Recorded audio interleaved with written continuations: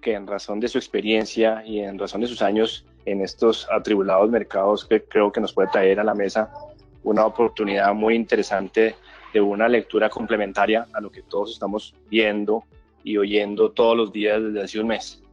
Creo que nadie se salva de estar leyendo 2 o 3 informes diarios, noticias por todos lados, y alguien con la experiencia de Daniel, que trabajó por años entre 1978 y 1998 en UBS, en Chase Manhattan, en JP Morgan, a cargo de divisiones de mercados emergentes y de banca de inversión, sumado a su espíritu emprendedor, donde fue fundador y copresidente de operaciones de Patagon, el primer banco online del mundo, más su paso también por el mundo de televisión y de canales de información, y de canales de televisión.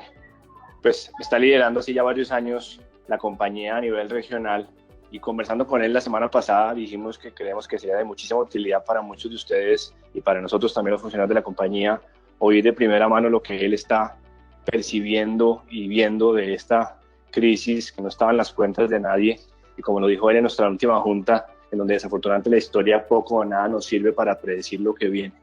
Entonces a Daniel darle la bienvenida, que mil gracias por acompañarnos en este tema, y Jorge Ángel, nuestro gerente de corresponsalía, que tiene la difícil labor de lidiar con los mercados internacionales y ayudarnos a trabajar ese tema con nuestros clientes localmente, va a fungir como moderador para las preguntas y cosas que surjan después de la introducción y comentarios que Daniel nos va a compartir por unos minutos.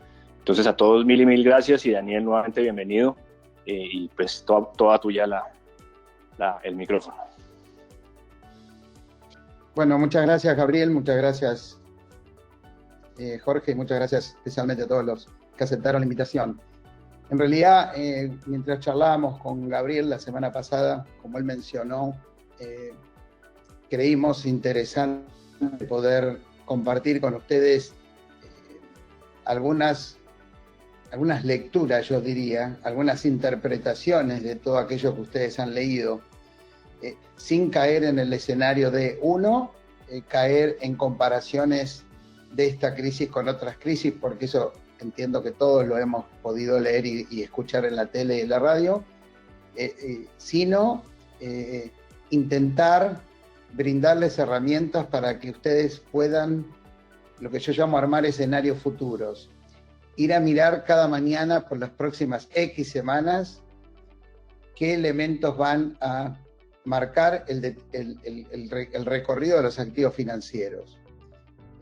Nuestro CIO, Gustavo Domínguez, les fue dando algunos parámetros respecto al comportamiento de ciertos activos financieros, y creo que lo que entiendo les va a servir más a ustedes es entender cómo en los distintos conference calls privados que yo he participado, como inclusive con miembros de la administración y miembros de la previa administración, qué están viendo respecto de lo que viene para adelante. Pero lo más importante es que tengamos un entendimiento de partida para que esto nos sirva a todos para entender la realidad. Síganme un minuto en el análisis de lo que es el stock de un problema, como hablamos los contadores, y el flujo del problema. Es muy importante que se metan en la cabeza estos dos conceptos por los próximos 40, 50 minutos que estemos hablando, porque si no, vamos a comenzar en interpretar que todo es lo mismo, que el paquete A sirve para A y el paquete B sirve para B, cuando en realidad tenemos que simplificar la manera que hacemos el análisis, y la manera que yo se los pienso presentar creo que les va a dar una fantástica oportunidad de entender dónde estamos parados. En primer lugar, como le dije a Jorge, o como dije en la reunión de directorio, incomparable con ninguna otra crisis. No miren para atrás porque esto nunca pasó. No miren los gráficos, no miren... Vamos a tener algunas cifras, es evidente, les voy a hablar de la producción industrial y la caída del producto, simplemente para que entendamos magnitudes. Pero en realidad esto es una crisis de salud que lamentablemente, como me dijo un amigo mío, solo el virus sabe la respuesta, nosotros no. Nosotros somos simples hombres de negocios y vamos a intentar lidiar con este problema y ver la implicancia que tiene en el sistema financiero internacional. En primer lugar, el stock que es la foto de donde estamos y afecta al problema que generó este tema en menos de 4 semanas. La respuesta de la Reserva Federal, y perdonen que me centre en los Estados Unidos porque son los que han de alguna manera marcado el paso, y que es la economía más importante del mundo y que permite entender la magnitud de la situación. La Reserva Federal se encargó del problema del paquete monetario, mientras que el Senado del tema fiscal. Entre ambos, entre 4 y 5 trillones para lo monetario y del FED, y entre 2 y 2.3 para el tema de lo que aprobó el Senado. Para que ustedes entiendan, la estimación del FED es que eso es, atendiendo que la crisis no se prolonga demasiado en el tiempo, ya vamos a hablar de este tema, cubre un 40% de las necesidades de la población americana. Yo después les daré cifras y van a entender por qué. Si el tema se prolonga, habrá que llegar a cubrir el 80% de esas necesidades básicas. Por ejemplo, ir al cine no es una necesidad básica, alimentarse, sí, bueno, cosas por el estilo. Si, por ejemplo, la estimación o la realidad es que la caída del Producto Bruto es del orden del 20% y la crisis se prolonga, ustedes hagan las cuentas, los paquetes, sobre todo el paquete fiscal, tendrá que duplicarse, y de hecho ya hay charlas entre los diputados y senadores al respecto. Eso tiene que ver con el flujo del problema. ¿Qué está haciendo Estados Unidos para frenar esto o para que esto no tenga un impacto más dramático del que tiene en las vidas humanas perdidas? Para que entiendan, en el 2008, odio volver atrás, pero simplemente un minuto, fue una crisis financiera. El real estate mató a los bancos.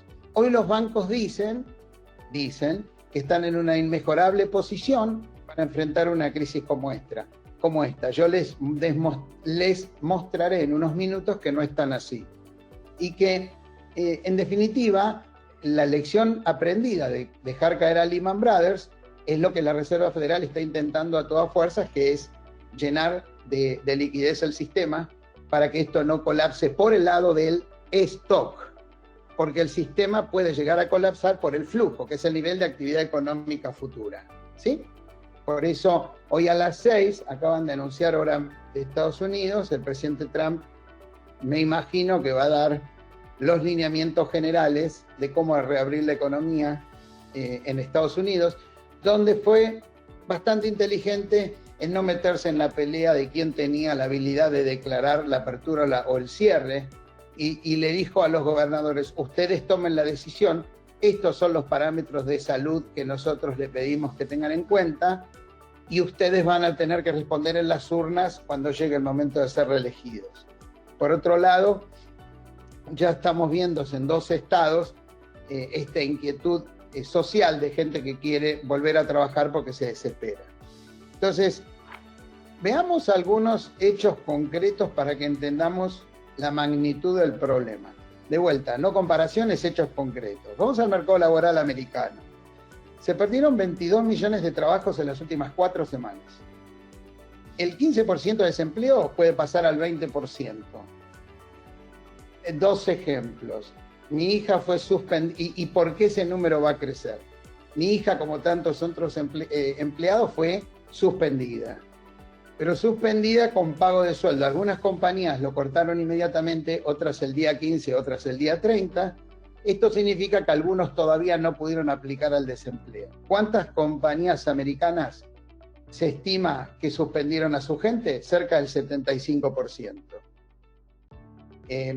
Hay casos, acá de vuelta vamos al stock y al flujo. Siempre me encanta el ejemplo de Macy's, seguramente todos lo conocen. Es una compañía que dejó fuera, suspendida 160.000 personas. La estimación es que eso lo recuperará menos de la mitad cuando esto se tranquilice. Otros datos interesantes. 34% del producto americano lo constituyen pequeñas y medianas empresas. Esas pequeñas y medianas empresas, la mitad de su fuerza laboral vive de tips, de propinas, que obviamente no están cobrando en este minuto. Y y el 55% de la fuerza laboral americana cobra por hora. Imagínense la situación de esa gente, aunque ahora tienen el programa de alivio por 8 semanas del IRS. Entonces uno se pregunta, ¿de dónde venimos? ¿Cómo caemos en por qué? ¿Cómo nos agarra la crisis el día anterior a empezar? Bueno, nos agarra con una situación de euforia en los mercados, donde el 40% de las compañías americanas que son investment grade, si hoy hacemos bien las cuentas por parte de las agencias de rating, perderían su condición. Por eso, la Reserva Federal empieza a financiar lo que se llama Falling Angels, que son compañías que han perdido o obviamente van a perder el grado de inversión.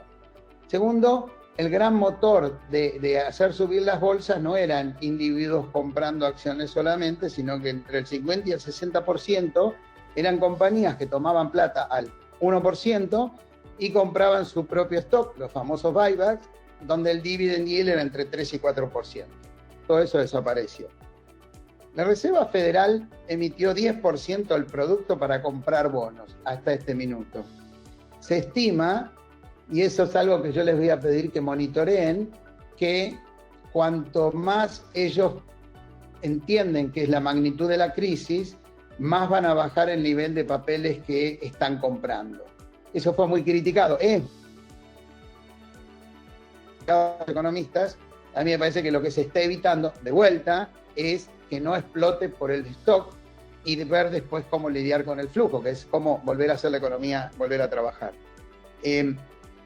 Los bancos, se lo mencionaba hace un rato, han incrementado sus contingencias para malos créditos. Según miramos los números muy rápido, algunas carteras de los grandes tienen previsionados entre el 7 y el 8% de créditos. ¿Algunos de ustedes en su sano juicio piensa que con esta economía que tiene Estados Unidos ahora, el nivel de default que va a tener Bank of America en sus créditos es solo del 7%? Es algo para pensar. Estados Unidos está emitiendo un ritmo que va a llegar a tener una deuda con relación al producto del orden del 140%. En todo esto hay un tema que está en discusión en este minuto, es que el Estado quiere que la cadena de distribución de comidas no se rompa, la gente tiene que comer y alimentarse. El problema es que el 20% de la fuerza laboral de las grandes compañías se ha infectado y no puede ir a trabajar. Y otro dato interesante es que están pasando cosas muy curiosas a nivel corporativo. Tesla hoy es igual a la suma de Ford, General Motors, Chrysler, Fiat, Renault, Peugeot, Nissan y Subaru. La única diferencia es que tiene el grado de inversión B- y no gana plata. Por otro lado, Facebook, que como imaginarán está teniendo un dramático incremento en el tráfico, anunció que su revenue de publicidad bajará mucho. No obstante, tiene 4,5 veces el tamaño de JP Morgan, pero gana la mitad de la plata. Netflix, otro ejemplo de boom, ha incrementado dramáticamente sus suscriptores y tiene un market cap igual al de Bank of America. Entonces, también en ese caso me pregunto, después que pase la euforia y la gente esté recontra repleta de Netflix y Facebook, cuando salga a la calle, ¿qué pasará con esos suscriptores? Por otro lado, es otro debate interesante entre la gente de negocios americana, es cómo van a subir los impuestos, porque alguien va a tener que pagar el bailout y obviamente este es otro factor que después les voy a comentar de donde se cruzan los demócratas y los republicanos, porque en momentos de crisis como en los años 40, Estados Unidos tuvo un déficit del Producto Interno del 4% y ahora estamos hablando solo del 15%. 15 millones de hogares no pagaron las hipotecas este mes, eso representa un 15%, es temporario. Hablando con expertos me dicen que abril es el verdadero test. Después la producción industrial cayó en el orden del 5,4%, como en la Segunda Guerra Mundial, había caído 4% en el 2008, y solo el 20% de los negocios comerciales de Nueva York pagaron la renta este mes. Me parece que ciertos números marcan por sí mismos, más que ningún juicio de valor, dónde estamos. Esta mañana y ayer hubieron dos charlas muy importantes, una con Condoleezza Rice y después una charla de Kissinger, donde en realidad un podcast de Kissinger donde hablaban de los cambios geopolíticos que se esperan. Y a mí me pareció interesante, lo quiero compartir con ustedes. El primero era que esperan dramáticos cambios a nivel geopolítico, algunos temporarios y otros con efectos duraderos. Se espera a todo nivel una respuesta nacionalista, volveré a esto en un minuto cuando hablemos de las elecciones. Se hace mucho hincapié en la falta de respuesta de la Organización Mundial de la Salud, de Trade y de las Naciones Unidas en este tema. Ustedes todos saben la controversia con la Organización Mundial de la Salud. En realidad hay dos proyectos en diputados para cortar la dependencia de industrias esenciales pues, respecto a China. Hay dos países que están en la mira para tomar parte de ese rol, que son India y Vietnam. Y la idea en general de los políticos es traer de vuelta a casa la cadena, el supply chain, como lo llaman los americanos. Hay todo un consenso respecto a que ustedes ya saben que como en el caso del SARS, ya se comportó de manera irresponsable en el manejo de esta crisis. Al punto tal que hay grupos pensando que el G20 es mucho más representativo que el G7 y por ende se esperan cambios en ese terreno también. En términos de esa menos globalización, tema interesante que hoy surgió en el debate, obviamente va a implicar mayor inflación. Algún economista amigo les explicará luego, como yo les decía, este tema del tremendo déficit fiscal, la manera de financiarlo vía taxes, la manera de generar economías regionales o locales que impliquen potencialmente un riesgo mayor en cuanto a la composición de precios. También hubieron charlas respecto de si los Estados Unidos tendrían que imponer algún tipo de tarifas sobre China, pero el consenso es que en este momento lo último que necesitamos es una guerra comercial. Por otro lado, muy interesante, esta fuerza nacionalista, si se quiere, mezcla a los republicanos y a los demócratas, curiosamente, y mezcla a nivel internacional el capitalismo y el socialismo, el capitalismo supuestamente en auge en épocas de crecimiento y el socialismo en auge en épocas de recesión. Bueno, acá se los encuentra la línea mezclada porque la necesidad lo requiere. Asimismo se está analizando las cuestiones dispares que existen en Europa respecto de cómo se comparten, es la segunda o tercera accidente que tienen en términos de distintos comportamientos, un signo de interrogación y otro factor que también va a tener que ver con trabajar puertas para adentro, que yo creo que es el ejercicio que se viene a nivel de países. Todos ustedes leyeron lo de la crisis petrolera y las expectativas que potencialmente ante la falta de consumo o de demanda sigan bajando los precios. No nos vamos a extender ahí porque, por ejemplo, el presidente Trump está analizando seriamente pagarle a los productores para no producir, porque es mucho menor ese costo que el bailout después que haya una sobreoferta de petróleo. Como les dije antes, como no sabemos qué hay en el balance de los bancos, una buena manera de ver esto es qué hace la Reserva Federal. Entonces, quizás hay algunos datos que para ustedes pasan desapercibidos, pero les nombro tres. Se flexibilizan las normas de lo que ustedes llaman el efectivo mínimo, el Reserve Requirement. Segundo, la línea repo es bastante más flexible que antes. Y tercero, seguramente no veamos un stress test este año. La Reserva Federal no es tonta, sabe que la fiebre del sistema es la salud de las entidades financieras y es lo que están, como les dije antes, protegiendo. El tema de clave el tema de las elecciones en noviembre en los Estados Unidos, porque es difícil tener un panorama de lo que va a pasar hoy, porque hay tanto en juego, sobre todo lo que el presidente llamó la decisión más difícil de su vida, que es cuándo abre la economía y cuándo esto empieza a volverse a mover. Y esa es la pregunta del millón.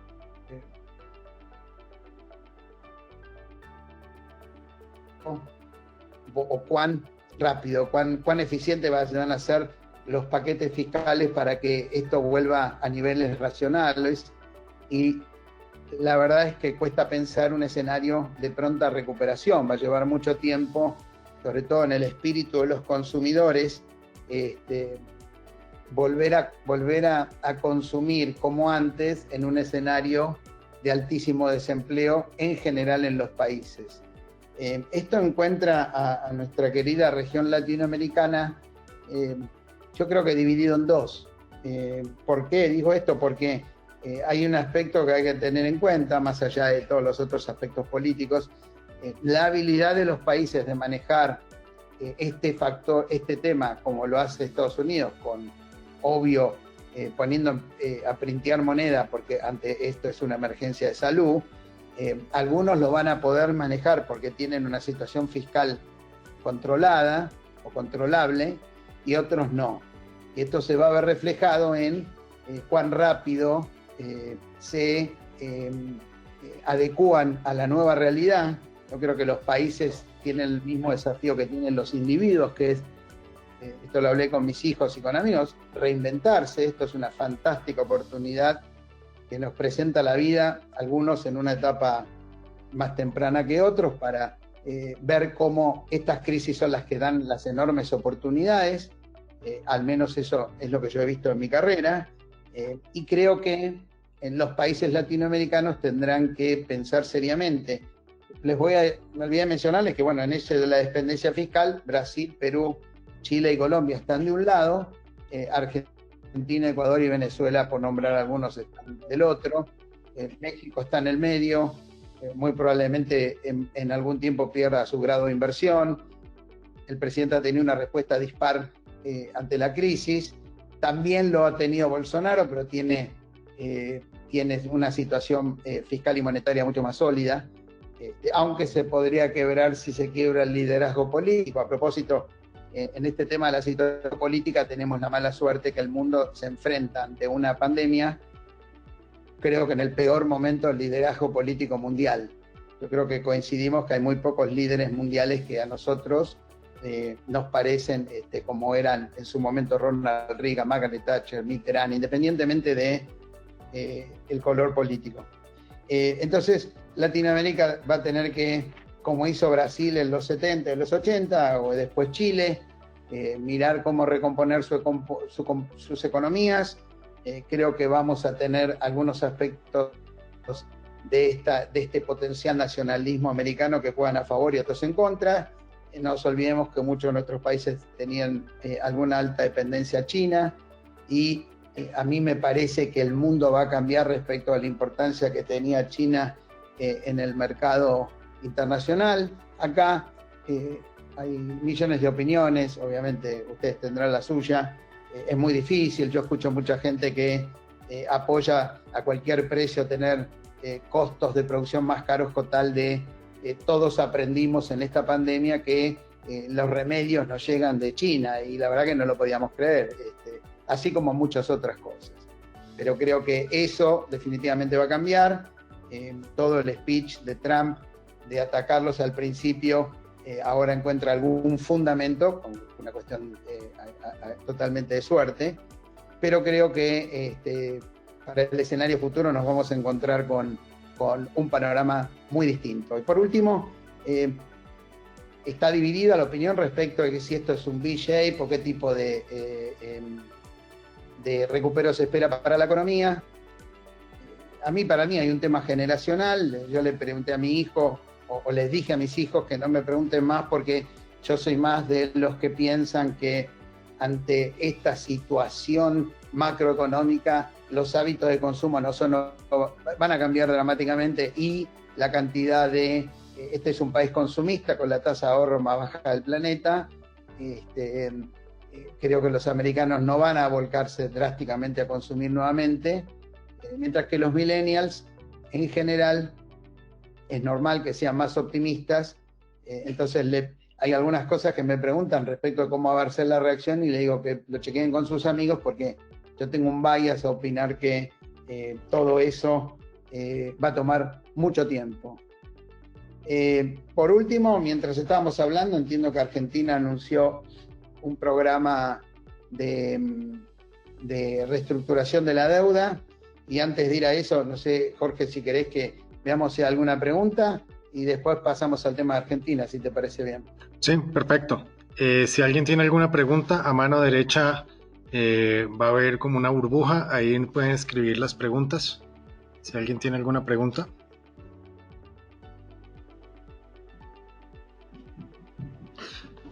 Una pregunta, Daniel. ¿Qué efecto ves para los mercados emergentes? Ya dijiste que los dividas en dos grupos, Argentina, México y el resto, pero en términos generales, ¿qué esperas de los mercados emergentes en el corto plazo?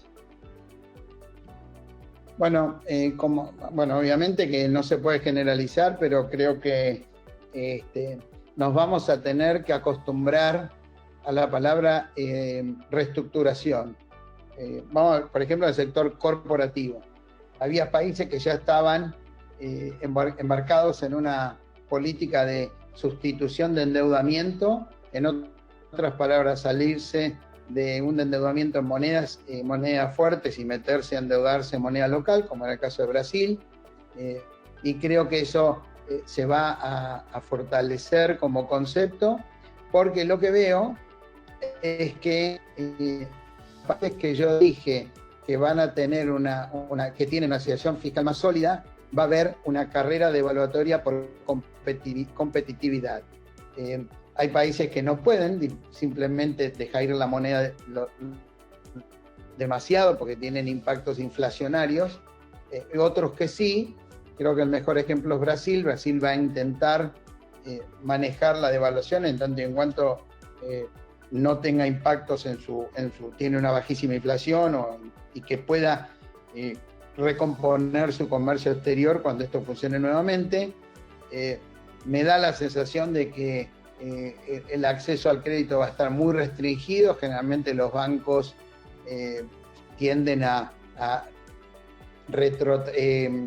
ir para atrás muy rápidamente en estas crisis, y creo que lo que vamos a ver, como dije, es en el sector corporativo es muchísimos menos planes de inversiones de capital y tratar de esperar en el mediano plazo, ver cómo evoluciona el mercado internacional para poder tomar una decisión. Yo sería muy prudente en cuanto... alguna gente se confunde, mira la bolsa americana o las bolsas de los países, y eso es cuando yo hablaba del stock y del flujo, ¿no? Todo lo que vemos ahora tiene que ver con el stock del problema y la cantidad de plata que tiraron arriba de la mesa y cómo eso pega a los inversores. Y algunas bajaron 20, otras suben 20. Creo que para el inversor normal este es un momento de altísima volatilidad, que todavía no hemos visto la magnitud del problema, porque como dije al principio, esto es una crisis de salud y estamos lejos de tener una solución porque la vacuna no está. Si vos me decís que la vacuna va a estar en octubre, que todos salimos a la calle y está todo el mundo vacunado y testeado, bueno, perfecto. Todos sabemos que eso no va a pasar. Hay países que incluso tienen un nivel de testing que es preferible que en los países de los nuestros, me refiero. China la van a tener muy... Colombia y Brasil van a poder paliar la crisis, obviamente, con México. La verdad que creo que los potenciales accidentes en términos de manejo del endeudamiento son los que venimos hablando. No creo que tengamos un contagio, por ejemplo. Sí, creo que la situación argentina es muy puntual, la situación ecuatoriana es muy puntual. En Europa, por ejemplo, hay países que hace poco estaban mal y que están tomando plata en los mercados, como Grecia.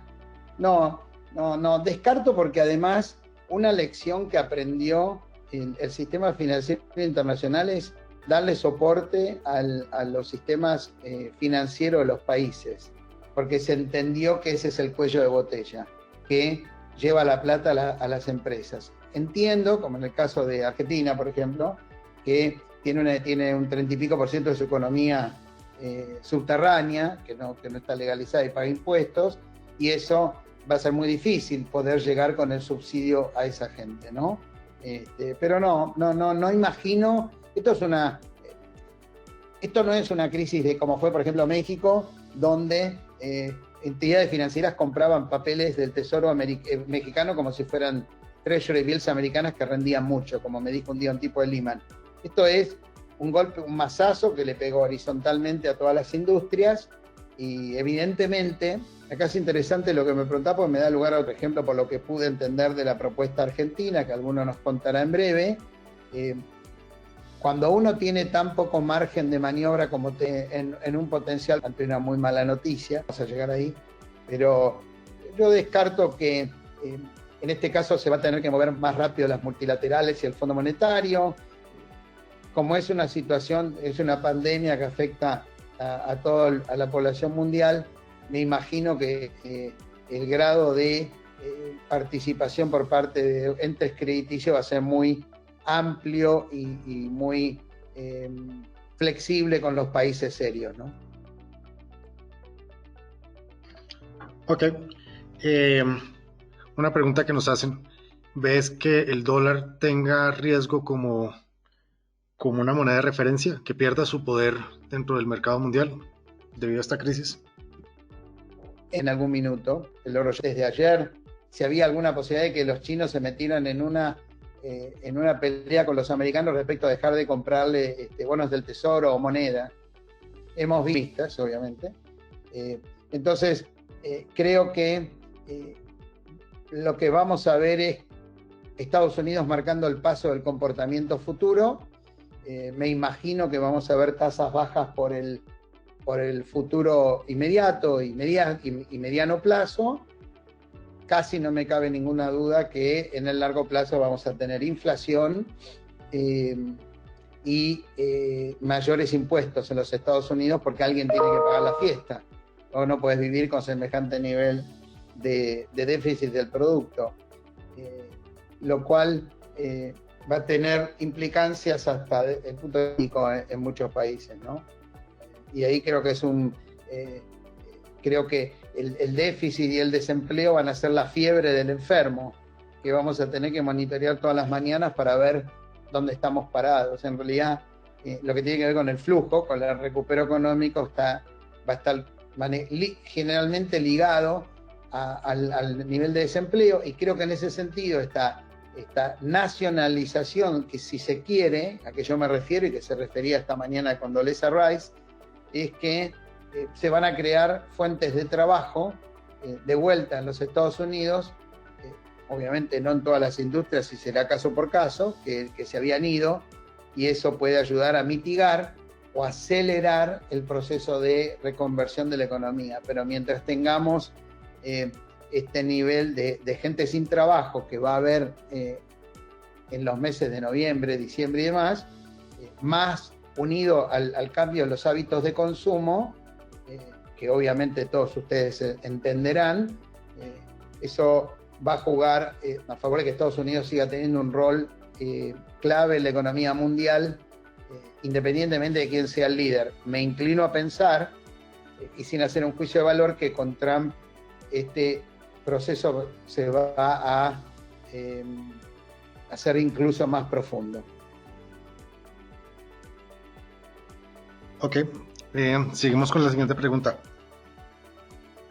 Definitivamente Estados Unidos entra en un proceso electoral, o ya entró en un proceso electoral.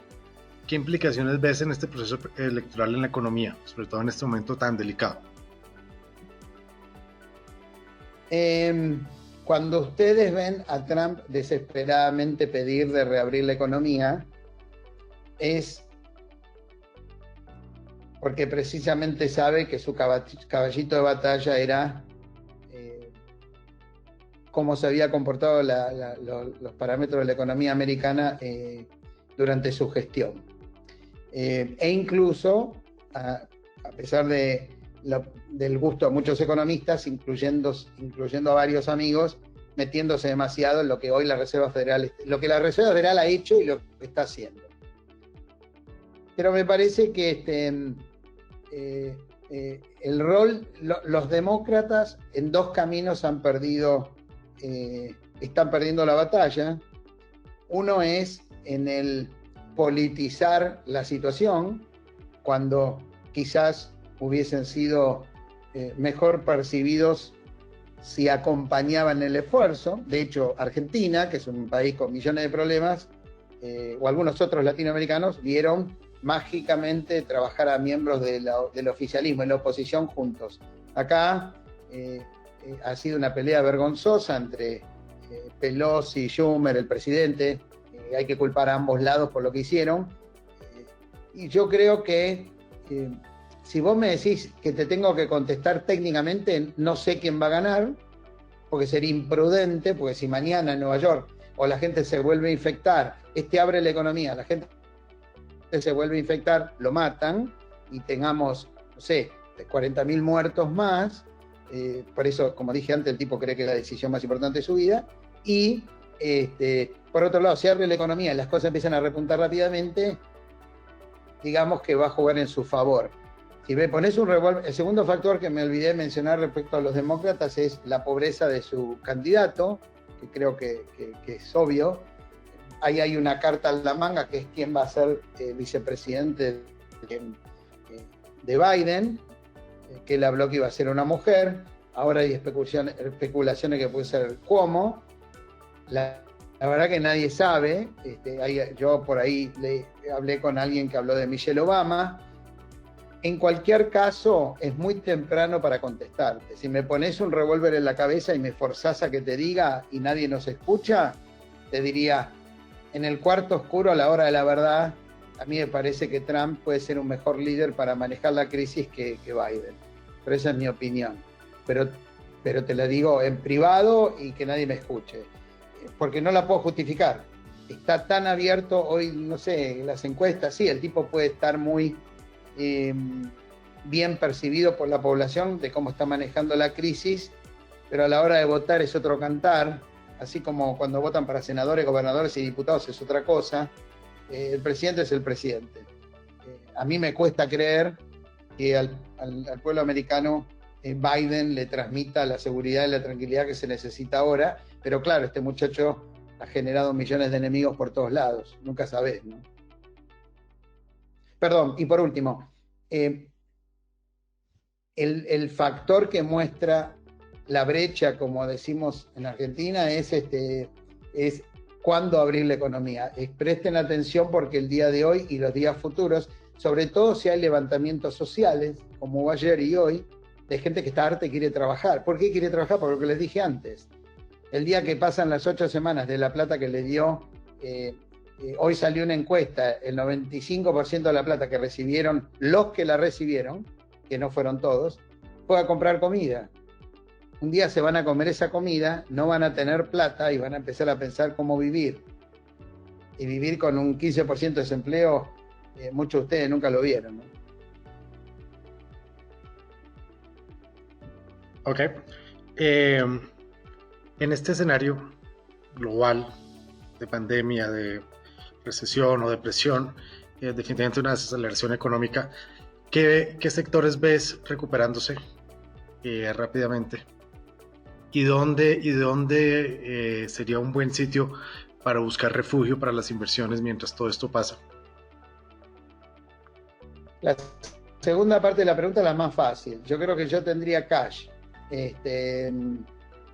Me parece que obviamente nosotros estamos en nuestro trabajo obligados a preguntar cuál es el apetito de riesgo de los clientes. Vamos a asumir un individuo normal. Yo creo que el nivel de volatilidad que estamos observando, abre para arriba, cierra para abajo, todo el mundo sorprendido, no permite que la gente esté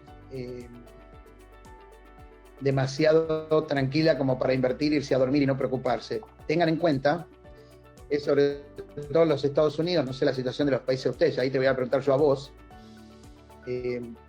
un individuo que tenía 64 años y se estaba por jubilar y tenía 80.000 o 70.000 o 60.000 dólares en su plan de pensión del 401k, hoy tiene mucha menos plata. Entonces, vos decime qué propensión al riesgo va a tener un tipo, por más que tenga algunos ahorros, a hacer inversiones. Y la gente de plata, mi mejor consejo es, como le di a varios amigos míos, es trabajar. Si me decís dónde invierto, mira, te leo una lista que hice en mi casa. Cash is king, ojo con cómo uno trata las cuentas a pagar, posponerlo no es esencial, este papel lo colgué en mi casa, mirar porque habrá grandes descuentos, leer los contratos, a ver qué dicen en términos de fuerza mayor, hablar con los contadores o entender los cambios fiscales, porque cada uno puede tener implicancias. Y por último, lo que dije que es válido para los jóvenes, que es reinventarse. Creo que eso es clave, porque hay gente que tiene una oportunidad espectacular de ver cómo se comporta en los futuros, el nuevo paradigma económico mundial, porque están abriendo millones de oportunidades, millones de cosas nuevas. Si la gente no va a ir a los restaurantes o al cine o a los bares como iba antes, bueno, un día un flaco pensó que ir en taxi era un robo, inventó Uber y cambió la forma de consumir transporte público.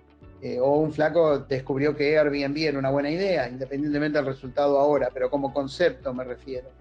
Creo que eso brinda una gran oportunidad para la gente que está mirando qué hacer. Creo que esto es una oportunidad única, entender rápido cuáles son los paradigmas del cambio y cuáles son donde uno puede tener mayor valor agregado. En términos de los sectores, es muy temprano, te digo, obviamente todo lo que tiene que ver con tecnología, cyber security, creo que son muy interesantes. Pero hoy por hoy, Jorge, empezar a hablar de industrias, si es para protegerse, yo no haría absolutamente nada. Les confieso que una buena idea es estar en corto plazo y estar líquidos. Imagínate vos, vos, por ejemplo, o los tipos como vos que son los que promueven, porque así era el caso, inversiones en private equity, en activos alternativos. Imagínate, el fulano vio el P&L de la cuenta de los activos líquidos. Entonces imagínate lo que puede haber pasado en ciertas industrias de private equity o mismo sí, te diría que private equity es la que en el mediano plazo va a sufrir más. Entonces creo que este es un momento para ponerse en los costados de la ruta, dejar que pasen los Fórmula 1 y no intentar ser el héroe de nada. Me parece que por ejemplo, a nivel local, hubo una reunión de directorio en ADCAP recientemente, al principio de la crisis, donde surgió la posibilidad de comprar TES. Y yo les dije, muchachos, yo creo que en este minuto apostar a que el TES va para un lado, la tasa para un lado, es una locura. No es una locura porque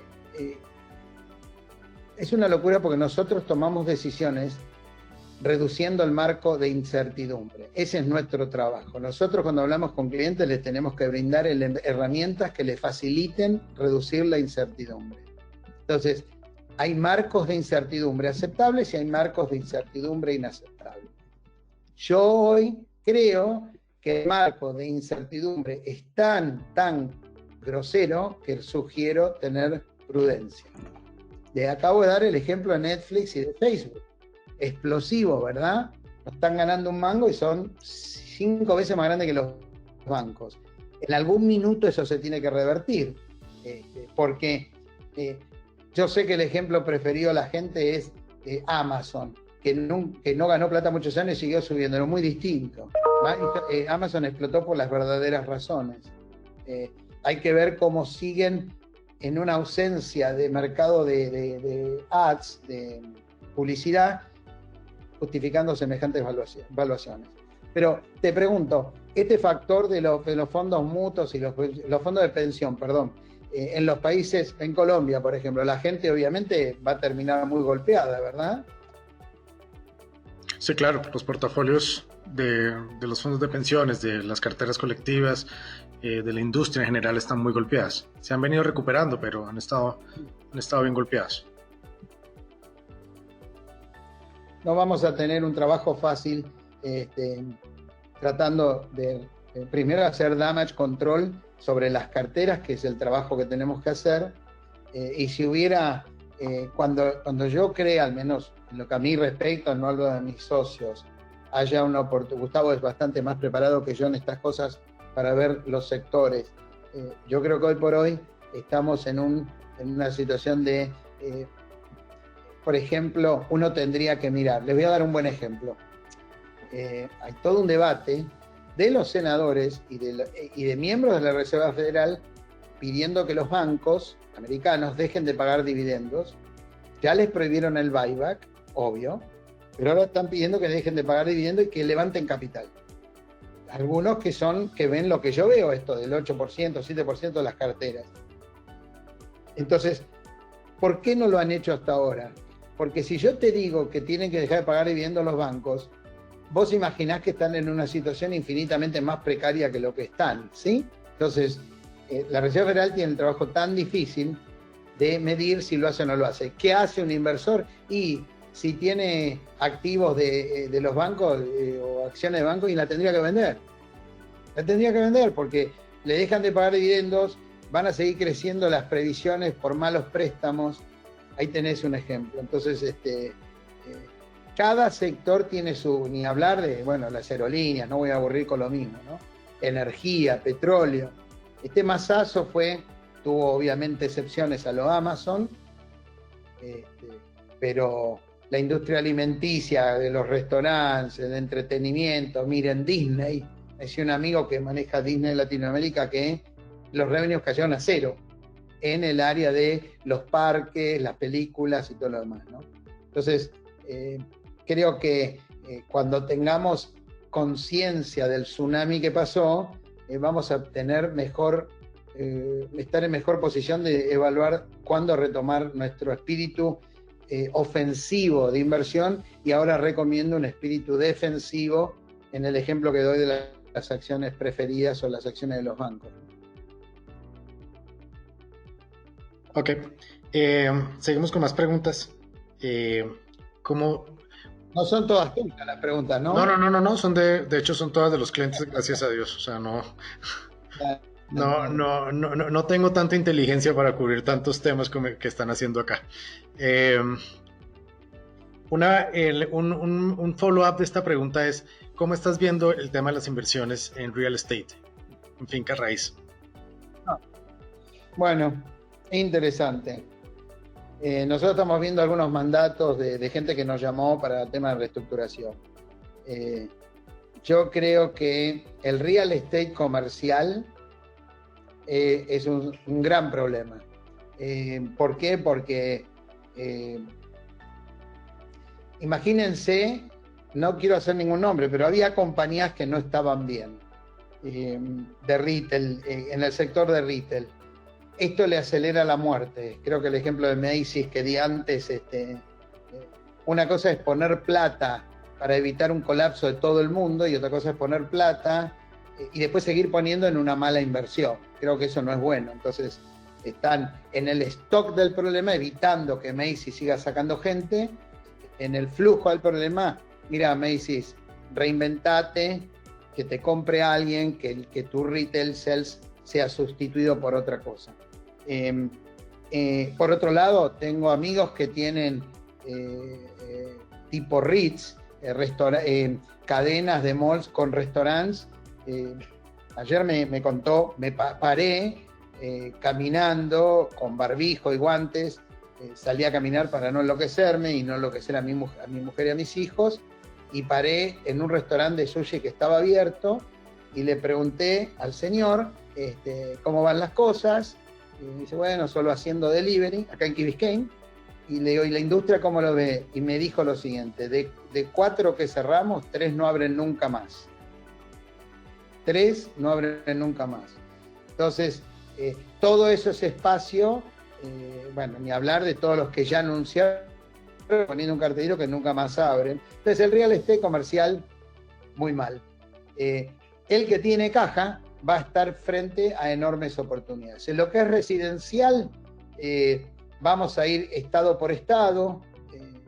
yo he escuchado muchos conference calls, por ejemplo, con algunas ideas locas de que la gente va a valorar más vivir en casas que en departamentos, porque ahora que vivimos una pandemia, a los tipos no les dejaron usar el gimnasio ni la piscina en Miami, ni ir a la playa a los que están en la playa. Entonces, en una casa por lo menos tenés un patio y podés hacer algo. Desde eso a, por ejemplo, ayer nos vino a ver, nos habló un cliente que tenía proyectos en venta a 400 dólares el pie cuadrado, y nuestra estimación es que lo va a poder vender en 250 a compradores y a 200 a buitres que estén buscando. Entonces, me da la sensación que a largo plazo, como siempre, si se cumple mi estimación de que vamos a tener a largo plazo inflación, los inmuebles en los países nuestros en general han sido una buena protección a la inflación. Hoy nos vamos a encontrar con una catarata de gente que no puede pagar, pero como ocurrió la otra vez, los lenders van a estar mucho más predispuestos a hacer reestructuraciones que a evitar accidentes. Creo que ahí los argentinos podemos ser un ejemplo de pedir perdón de deudas, tiramiento de plazo, baja de cupones. Yo ya he visto varios casos donde los bancos van a tener... En el 2008, interesante contarlo, los bancos se pusieron a negociar con los clientes porque tenían la cola sucia, porque habían dado préstamos que no debieron haber dado y muchos pagaron multas billonarias. Creo que acá, si bien va a haber una enorme predisposición a reestructurar, todas las nuevas transacciones se van a encontrar con bancos tan golpeados en sus activos que no va a haber hipotecas para comprar. Digamos que va a haber, pero los requisitos van a ser gigantescos. Por ejemplo, para que ustedes sepan, en la Florida, en el último año y medio, los bancos se borraron de dar préstamos para la construcción, porque los consideraban muy riesgosos, porque ya consideraban que entrábamos en el ciclo de la recesión. Entonces, esperar que pase el tsunami y mirar selectivamente las oportunidades, en el caso de comercial con tasas requeridas mucho más altas que las actuales por parte del comprador, y en el caso de residencial buscar situaciones de límites si a alguien le interesa meterse. Creo que es un sector que va a costar mucho levantar, sobre todo en algunas ciudades donde ya había sobre oferta, como la Florida y como Nueva York. Ok, gracias. Otra pregunta. ¿Cómo ves el dólar? Me han hecho la pregunta, ¿cómo lo ves en 3-6 meses? ¿Una posición más fuerte, debilitándose? Sí, levemente más fuerte. Yo estoy convencido que, como dije antes, es más una pregunta para Gustavo que para mí, pero yo me imagino que el rol de los Estados Unidos liderando el modelo de salvataje, como fue en el 2008 a través de la tasa baja y no de la tasa negativa, que funcionó, creo que acá va a pasar lo mismo. Me parece también que no nos vamos a escapar. Acuérdense como después del 2008, después de Madoff, los controles se incrementaron. Me parece que ahora vamos a caer en la Reserva Federal, después que pase este lío, va a tener que mirar muy bien el festival del leverage, porque me parece que se le fue la mano, y si no, miren el 23 de marzo y toda la liquidación de carteras de cosas que aparentemente no eran tan volátiles ni riesgosas y explotó todo por el aire. O sea que esa es la respuesta del dólar. Ok. Me hace una pregunta de empleo. ¿Cuánto crees o estimas que puede ser la recuperación de todos estos puestos de trabajo? ¿Y hay alguna relación entre estos puestos de trabajo que se perdieron? ¿Fueron los últimos en entrar a la fuerza laboral? Es decir, ¿los primeros que se pierden fueron los últimos en entrar a trabajar? ¿O es simplemente un tema anecdótico y se ha enfocado por cierto tipo de industrias? No. este masazo fue horizontal, entonces difícilmente se puede hablar de que los primeros, los últimos, la industria alimenticia versus la industria textil, no. Con las excepciones normales de las compañías que proveen alimentos, donde están buscando gente desesperadamente, o Amazon porque se le enferma a la gente, el gran secreto es que estos tipos toman gente porque no puede, y le siguen pagando el sueldo al 20 y pico % de la fuerza laboral que se infectó, y no lo pueden decir, y se quédate en tu casa y yo te pago, y no vuelvas. Entonces, no, yo creo que no tiene nada que ver si el último o el primero, creo que esto es un golpazo. Y respecto de cuánto, creo que al principio la pregunta era cómo se recompone, y bueno, va a conseguir más trabajo el que se reinvente primero, qué sé yo. El flaco que era, si yo fuera mozo de un restaurante, estaría pensando qué más puedo hacer. Porque si yo me siento a esperar que el otro restaurante me tome, iba a pasar mucho tiempo y me voy a morir de hambre, voy a vivir del desempleo o food stamps, ¿no? Entonces, si ese fulano, mal ejemplo, sabe arreglar canillas, se pone de plomero, por ahí le va mucho mejor antes. Cuanto antes reaccione la población a ajustarse a al nuevo paradigma de la economía, no es menor lo que te digo, ¿eh? Digo, te puedo dar 500 ejemplos de cosas que no van a ser iguales. Yo esta mañana escuchaba en la radio que en París las mesas de los bares las ponen afuera separadas por un acrílico. Bueno, el tipo se dio cuenta que van a volver a los bares, pero no quieren estar cerca de otro. Fenómeno. Pero transformaciones más dramáticas me refiero. Te di el ejemplo de Tesla, que se puede fumar a toda la industria automotriz. O sea, acá tenemos que las personas que tienen que reinsertarse en la fuerza laboral, algunas tendrán que mirar sus otras características como individuo para insertarse lo antes posible. De lo contrario, en la espera del aporte del gobierno, todo el recupero va a ser mucho más lento. Yo estoy en el campo de los que piensan que probablemente esto va a llevar bastante más tiempo de lo que la gente cree. Pero, y en general no soy pesimista, pero la verdad veo los números y me preocupa. Yo estoy cero preocupado por la salud, cero. Soy bastante sano y toco madera y que yo, pero la economía me presenta un cuadro bastante jodido, complicado. Ok, seguimos. Ya hablamos un poco de los sectores que creías que se pueden beneficiar. Me hace una pregunta especial. ¿Cómo ves salud, invertir en sector de salud? Y en Asia, especialmente China, ¿qué crees? ¿Cuál es tu view sobre...? No, ahí la tengo clara. Tengo amigos de laboratorios que ya me dicen que las grandes firmas se están moviendo. Un amigo me explicó muy bien, el tipo estaba a cargo de Schering Plough, que ahora es Merck, creo. Me dijo, mira, yo empecé comprando los cartones para hacer el envoltorio de las medicinas. Después el plástico de la cápsula y de última me vendieron la droga. Bottom line, tuve que ir a comprar una fábrica en China. Es indudable que todo lo que tiene que ver con farmacéuticas y biotech va a cumplir un rol importantísimo. Creo que habrá expertos que sabrán cómo invertir en esas industrias. Creo que ahora finalmente vamos a entender,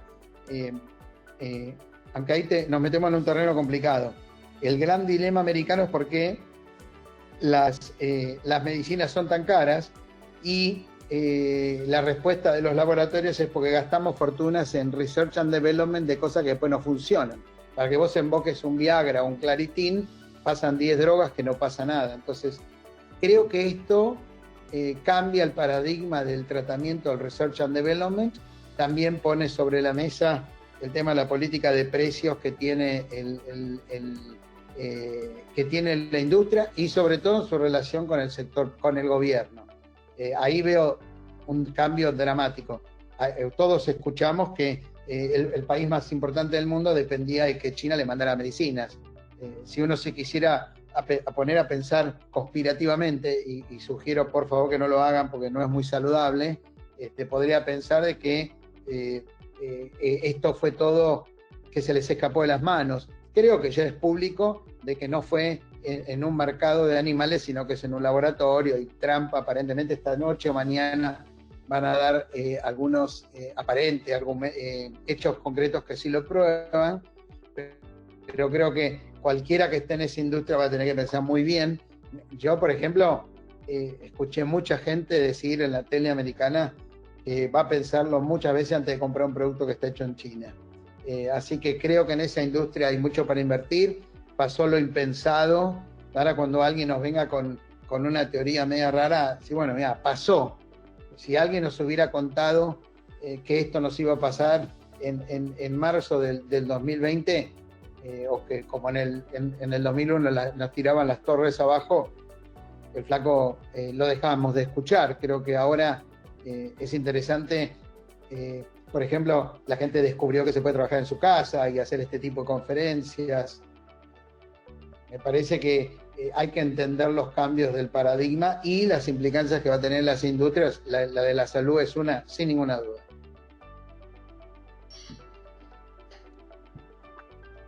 Tu view sobre petróleo. Tuvimos un recorte importante, 10 millones de barriles, OPEP Plus. Sí. No lo habíamos visto nunca en la historia.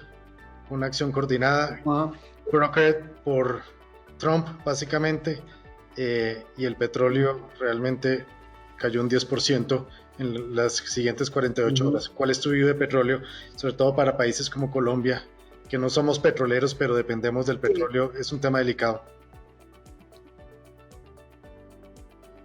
Sí. A mí me parece que, a ver, yo le tomé el tiempo a cómo se... No, le tomé el tiempo no. Yo creo que entendí cómo se comporta Trump. Y Trump, cuando no habla de las cosas, es porque no tiene una solución. Ejemplo, él se metió a hablar del deal con los chinos, el trade war anterior, pues sabía que iba encaminado a llegar a una solución. Él no habló del NAFTA, del nuevo NAFTA, hasta que tuvo el acuerdo de México y Canadá. O sea, y en este caso, por mucho tiempo no habló del petróleo, aunque él sabía que se le complicaba la situación. Creo que tuvo que tomar cartas en el asunto.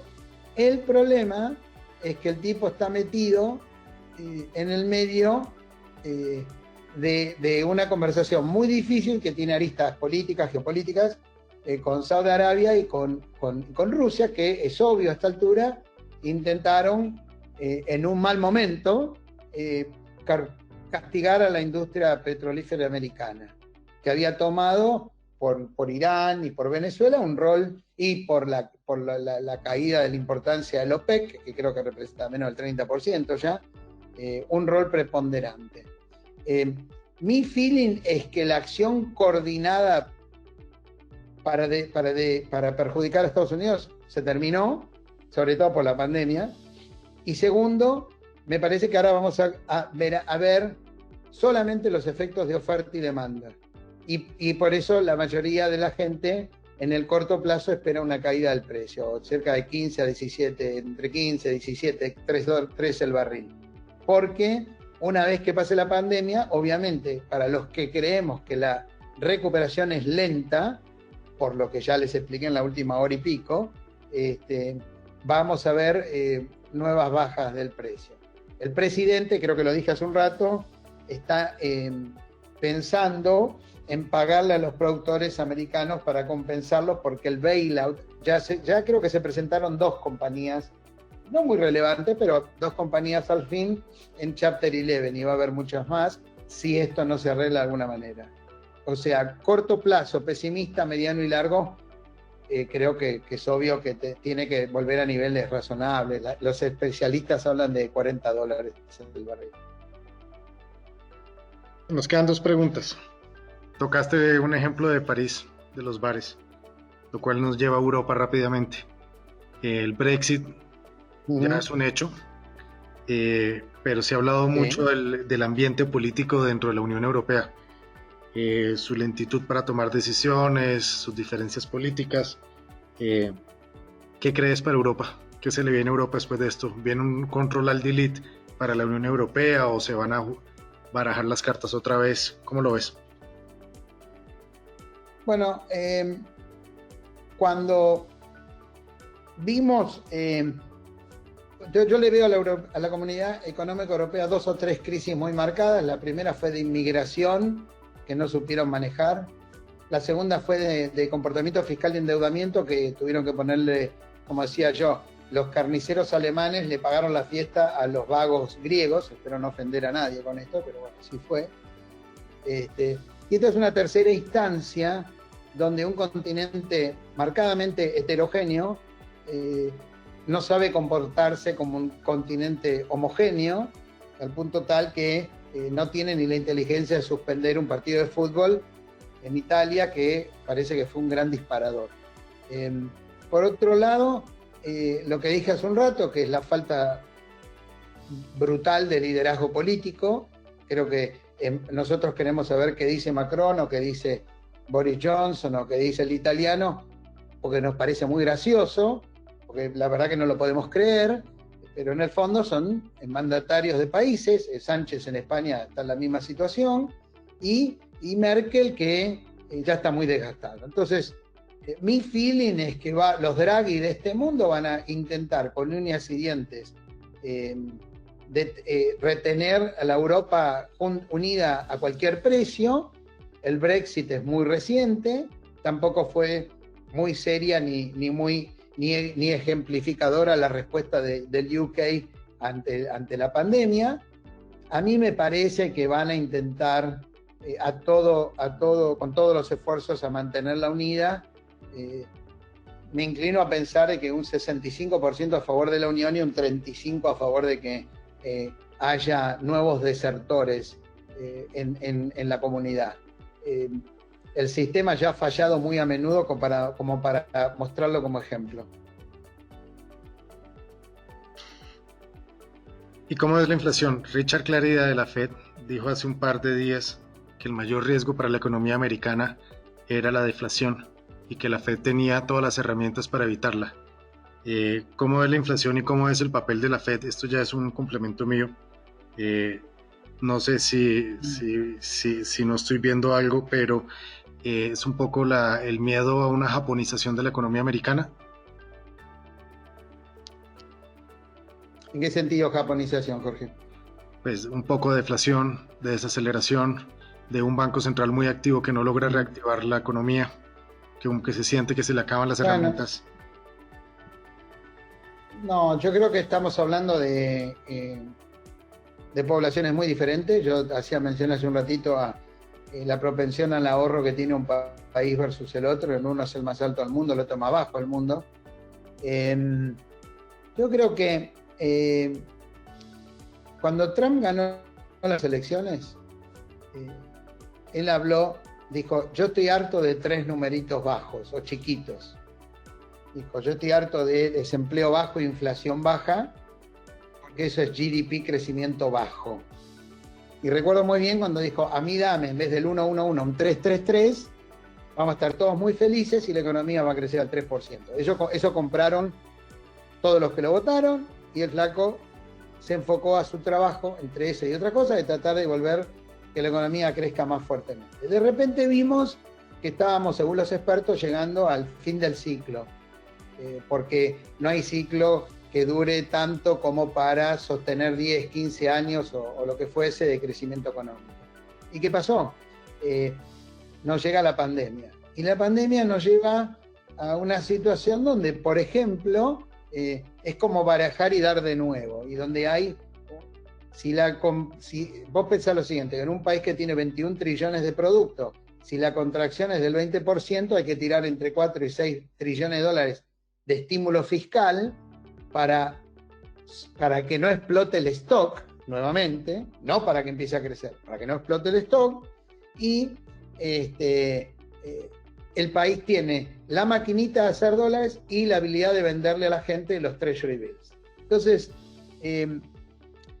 yo creo que lo que sí vamos a ver es un periodo medianamente año y pico, 2, de tasas bajas y lentísimo recupero económico, pero en la medida que las fuerzas de la economía se reacomoden, y acá tengo mucha gente que piensa que estoy equivocado, vamos a tener, para mi gusto, lo que dije antes: menos globalización es más inflación, por obvias razones, y déficits fiscales gigantescos que tienen que ser financiados con impuestos y tasas más altas. Entonces, ahí volvemos al famoso dame inflación que me trae crecimiento. Yo no creo que Estados Unidos enfrente en el futuro de acá a 3 años un escenario de estanflación o cosas por el estilo. Creo que acá no hay que enseñarle a ningún gringo a consumir, y mucho menos a los millennials. Así que yo creo que vamos a enfrentar, no en el corto plazo, obviamente, porque tiene todas las herramientas para hacerlo, un escenario de estabilidad en cuanto a los comportamientos de inflación y de crecimiento económico, pero me imagino que en 2 años y pico la economía, con la gente reinventada y las compañías ya mejor, con sus balances más limpios y sus deudas reestructuradas, retomar el camino del crecimiento. Un poco largo, ¿no? Pero bueno. Bueno, perfecto. Yo creo que con esta pregunta acabamos. Muchas gracias, Daniel, por tu tiempo, por tus ideas. Gracias a ustedes. Gracias a ustedes que me aguantaron. Y a todos ustedes, muchas gracias por participar, por conectarse. Cualquier pregunta, aquí estamos dispuestos a resolverla con su comercial, con su persona de contacto en AdCap. Estamos dispuestos a ayudarlos en lo que necesiten. Muchísimas gracias a todos y feliz tarde.